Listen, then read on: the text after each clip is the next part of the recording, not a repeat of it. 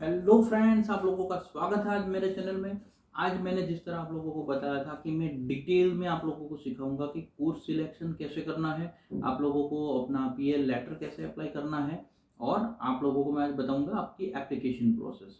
ये 3 टॉपिक पे हम लोग आज डिस्कशन करने जाएंगे, जिसके अंदर आप लोगों को मैं लास्ट तक आप देखिएगा। मैं आपको इम्पोर्टेंट एक ऐसा फैक्टर बताऊंगा जो गलती 90% स्टूडेंट कर देते हैं, जिसके कारण उनके फिर फाइलिंग में या एडमिशन उसके आने में लेट हो जाता है। मैं आप लोगों को आज वो ब्रीफिंग सारे समझाता हूँ। आप लोगों को जो डिटेल में अगर मैं डिटेल दे रहा हूँ उसको आप ध्यान से सुनिएगा और लास्ट तक जरूर देखिएगा। और अगर आपने अभी तक चैनल को सब्सक्राइब नहीं किया, पहले सब्सक्राइब कर दो। अब देखो, हम लोग टॉपिक पे जाते हैं। कोर्स सिलेक्शन पहले कनाडा में कैसा होता था, हम अपनी एक प्रोफाइल के हिसाब से कोर्स सर्चिंग चालू करते थे, एंड सर्चिंग के बाद हम लोग अपने कोर्स फाइनल कर लेते थे, कॉलेज फाइनल कर लेते। अब course selection, college university selection main हो गया बिकॉज ऑफ कैपिंग आ गया। आईआरसीसी ने कैप लगा दी है। वो कैपिंग को स्टेट प्रोविंस के अंदर उन्होंने दे दिया है।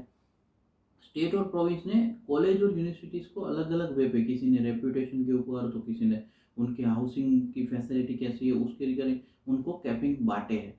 तो अब आप लोगों के लिए कैसा है, आप लोगों को क्या ध्यान रखना है। सबसे पहला तो ये आप चेक करो कोर्स सिलेक्शन से बिफोर कि आपको जो स्टेट है वो सिलेक्ट करना है, सबसे पहला पॉइंट। क्योंकि आप ये देखो कि किसके पास सबसे ज़्यादा मैक्सिमम कैपिंग है, उसको नीचे तो आओ। किसके पास कितनी कैपिंग है, कौन से स्टेट या प्रोविंस के, उसका ऑलरेडी एक मैंने वीडियो डाला हुआ है। आप वहाँ पे जाके पूरा वीडियो देखोगे, आपको समझ में आ जाएगा कि ओंटारियो, ब्रिटिश कोलंबिया, क्यूबेक किसके पास कितनी सीट अलॉटमेंट आए हैं। तो आप लोगों को ब्रीफिंग भी मिल जाएगा। और इसमें सबसे अच्छा पॉइंट ये है कि आपको ओंटारियो पहले प्रायोरिटी रख सकते हो, बिकॉज उसको 2,35,000 की कैपिंग मिली। उसका प्रॉब्लम मैं आपको समझाता हूँ कि मेन क्या होता है। अगर आप देखो ऐसे प्रोविंसेस नहीं है और आप कहीं और प्रोविंसेस जहाँ पे आपके रिलेटिव या कुछ भी किसी ने गाइड किया, आपने वो सिलेक्ट कर लिया, लेकिन उसके पास अगर मिनिमम कैपिंग है, तो आप लोगों को प्रॉब्लम कहाँ होगी कि आप लोगों को एडमिशन मिलने में कॉम्पिटिशन ज़्यादा है होगा। तो पहले प्रायोरिटी रखो कि आप कैपिंग लिस्ट चेक कर लो। अब जिसके पास सबसे ज़्यादा कैपिंग है तो उसका मतलब उसकी कॉलेज यूनिवर्सिटीज़ के पास ज़्यादा सीट होगी आपको एडमिशन देने के लिए, तो आपके चांसेस उसमें बढ़ जाएंगे। एक बार आपने कैपिंग के बाद स्टेट सिलेक्ट कर लिया, फिर कैप के बाद फिर दूसरी यही सर्च करो कि कॉलेज यूनिवर्सिटीज़ की कितनी कितनी सीट्स मिले हैं, जिसमें कॉनेस्टोगा, सेंटिनियल, ये सारी जो रेप्यूटेड कॉलेजेस और यूनिवर्सिटीज़ है उसको आप एक बार चेक करो। उसके लिए भी मैंने एक ब्रीफिंग वीडियो दिया हुआ है। तो उसमें आप जाके देख सकते हो कि इसमें से कौन सी कॉलेज यूनिवर्सिटीज के पास ज़्यादा सीट है, तो उस हिसाब से ही आप लोगों को गाइडेंस लेना है।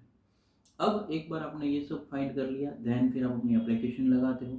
जो भी मैंने आपको बताया था, एप्लीकेशन की फीस है वो प्रायोरिटी ऐसी रखो। देखो यहाँ पे मैंने आपको बताया छोटा छोटा पॉइंट, ऐसी प्रायोरिटी रखो कि आप अपने क्रेडिट कार्ड से, अपने खुद के नाम का हो या अपने पेरेंट्स के नाम का, उस क्रेडिट कार्ड से एप्लीकेशन फीस पे करो, तो ये बेटर ऑप्शन है।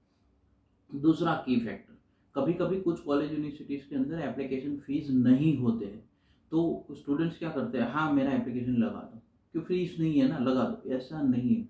आप लोग अपने डॉक्यूमेंट की इंपॉर्टेंस समझो। देखो, आप लोगों का एक 2 या 3 कॉलेजेस में एप्लीकेशन स्टार्ट कर सकते हो, या 2 कॉलेज के साथ मैं प्रीफर करूँगा कि इस एक में एप्लीकेशन फ़ीस वाली में पे करो, दूसरी जो है वो जिसमें एप्लीकेशन फ़ीस नहीं है। ऐसा अगर उन दोनों में आपका एडमिशन रिजेक्ट हो जाता है, देन तीसरी पे जाओ। अगर एक साथ आप लोग, क्योंकि ऐसा लगता है 4 या 5 में कर देनी चाहिए, उसमें आपका प्रॉब्लम क्या होगा कि आपकी जो प्रोफाइल है उसमें आप खुद ही श्योर नहीं हो कि आपको एडमिशन मिलेगा। तो एक नेगेटिव पॉइंट होता है, जो आपका पॉइंट दिखता है कि आपको खुद को ही कॉन्फिडेंस नहीं है, कि जिसके अंदर आपको ये पॉइंट, और मैक्सिमम लोग ये गलती करते हैं। मैंने आपको बताया, मैं इंपॉर्टेंट टॉपिक आप लोगों को बताऊँ, ये टॉपिक बहुत इंपॉर्टेंट है। ज़्यादा से ज़्यादा 2, और उससे भी अगर आपको एक अप्लाई करना है तो 3 करो। और मैं आपको बताऊँ 90% ऐसा होता है कि जब आप कॉलेज यूनिवर्सिटी की, आप अगर टर्म्स कंडीशन मैंने बताया उस तरह आपने एक बार चेक करके एप्लीकेशन किए, उनकी रिक्वायरमेंट चेक करके, तो 3 में से एक आध में एडमिशन तो आपको मिल जाना बहुत ही हाई चांस रहते हैं। अब मानो कि जैसे एक बार आपका एडमिशन आ गया है, अब एडमिशन जब आपका रिसीव हो जाता है, देन फिर आपको अपनी कॉलेज की फ़ीस पे करनी होती है।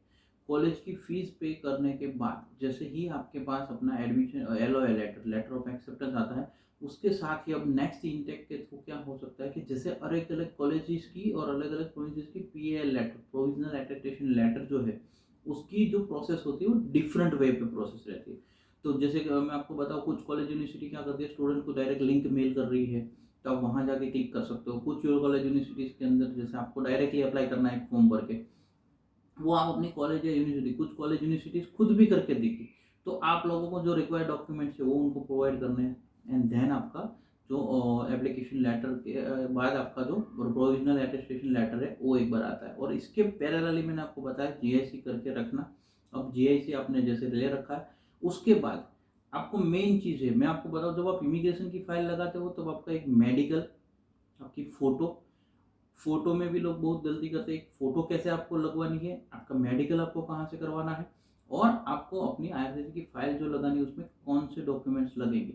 और आपको अगर जैसे एसपीपी है तो आपका जीआईसी सर्टिफिकेट। अब जीआईसी कौन-कौन सी बैंक के थ्रू करना आपके लिए बेटर रहता है, और कहाँ से करोगे तो आपके पैसे की बचत होगी, ये मैं नेक्स्ट वीडियो के अंदर डाल दूंगा। अभी चैनल को अगर सब्सक्राइब नहीं किया इसलिए सब्सक्राइब कर दो, ताकि जब भी मैं डालूँ तो नोटिफिकेशन आपको मिल जाए।